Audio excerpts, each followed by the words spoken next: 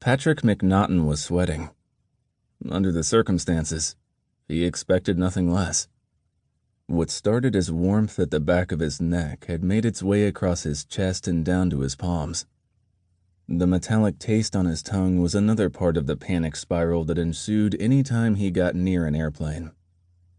If the paralyzing uncertainty of putting his life in the hands of a random pilot wasn't enough, the idea of one missing bolt sending him whirling toward the earth from 30,000 feet finished this hot then cold terror. Whenever possible, Patrick opted to drive or take a train, but he'd been in promotion and marketing his entire adult life. Flying was part of the job, so he traveled alone. That way he could whimper in private or drink until he passed out without anyone realizing his weakness. His strangling fear. It wasn't exactly a fear. He'd rationalized a few years back. It was a condition, something to do with his equilibrium, or maybe it was his brain. Whatever the case, the minute he entered the airport, either to pick someone up or take off himself, this happened. Stomach lurching, dizzy, prepared to use the little baggies in the seatback compartment.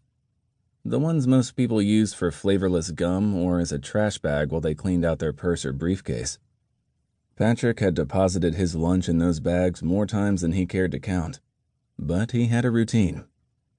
A system he developed years ago to get himself through any flight no matter how ugly things got. This trip was different. He needed to make it from his hometown of Petaluma, California, to Washington, D.C. for the Craft Brewers Conference. It happened once a year and was an enormous networking opportunity. He was giving a workshop titled Building the Brand. Wolf, Foghorn Brewery's sustainability manager, was responsible for 2 other workshops. Months ago, when they'd been planning this thing, Patrick was prepared to offer his usual excuses regarding traveling. He liked to use his frequent flyer points. He was picky about seating and would handle the reservation himself, blah, blah. Anything he could come up with to ensure he took the trip on the ground or alone. Before he had a chance, Wolf, who was eager to impress, booked the flights for both of them. Together. Patrick never did together, not in a plane, not even with his brothers. He'd thought about changing his flight at least a dozen times. But in the wake of Foghorn's new tap house construction, finances were tight. There was no way to say, I'll be using a few hundred from travel to cover a flight change because I can't get my head in line long enough to fly with Wolf. Even if money were no object, if his brothers knew flying still freaked Patrick out, they'd never let him live it down. Fears were for kids, and none of them were young anymore. The idea of bailing altogether had occurred to him a few weeks back. But this was the biggest conference of the year for independent brewers.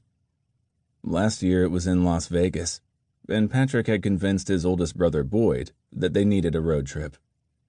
Boyd bought it, and they didn't fly. There was no way in hell Wolf was going to road trip all the way to Washington, D.C. Besides, the first year they'd gone as spectators. This year they had their own booth. It was a big deal. Up until a few months ago, Patrick was still focused on their local markets, but Foghorn was ready for more, whether Boyd realized it or not. It was time for them to grow, and Patrick hoped this convention would open doors.